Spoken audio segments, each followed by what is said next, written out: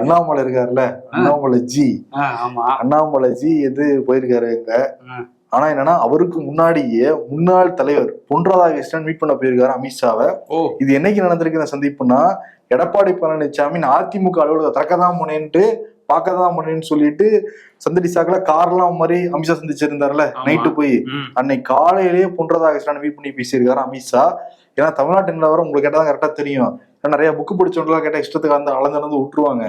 உள்ளதை உள்ளபடி சொல்லுங்க, நிறைய பாயிண்ட்ஸ் எல்லாம் வாங்கியிருக்காராம் அமித்ஷா. அதன் பிறகுதான் இவர் பேசியிருக்காரு எடப்பாடி கிட்ட. எடப்பாடி சொன்னதும் பொன் ராதாகிருஷ்ணன் சொன்னதும் கிட்டத்தட்ட ஒரே மாதிரி சொல்லிட்டு அமித்ஷா ஃபைன் பண்ணியிருக்காராம்.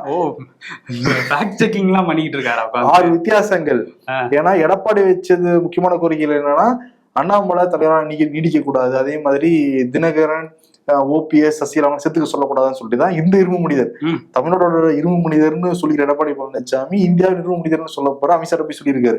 இது பொன் ராதாகிருஷ்ணன் என்ன சொல்லியிருக்காரு அப்படின்னா, அண்ணாமலை வேணான்னு தான் எல்லாருமே நினைக்கிறாங்க பாஜக கூட. குறிப்பா நான் நினைக்கிறேன், ஏன்னா நான் தான் தமிழ்நாட்டோட இரும்பு மனிதர், எனக்கு கொடுங்க அப்படின்னு கேட்டாரா. அது இந்த ரெண்டும் ஒத்து போயிருக்கா அமித்ஷா நினைக்கிறாங்களாம். மற்றபடி தினகரன் ஓபிஎஸ் இவங்கெல்லாம் இருந்தாதான் நல்லா இருக்குங்கிற மாதிரி பொன் ராதாகிருஷ்ணன் ஃபீல் பண்ணதாவும் சொல்றாங்க அமித்ஷா கிட்ட. ஓகே, ஆனா போகதான் தெரியும். ஆனா தேசிய ஜனநாயக தலைமையில கூட்டணி அமைப்போம்லாம் அவர் சொல்லிட்டாரு. ஆனா கேட்டா நான் அரசியல் நாங்க பேசவே கிடையாது, கூட்டணி பத்தி பேசவே கிடையாது, தமிழ்நாட்டுக்கு தேவையானதான் நான் பேசுறேன் அப்படின்லாம் சொல்றாரு. மக்களை பத்தி பேசியிருக்காரு இரும்பு மனிதர், இங்க உள்ள இரும்பு மனிதர்.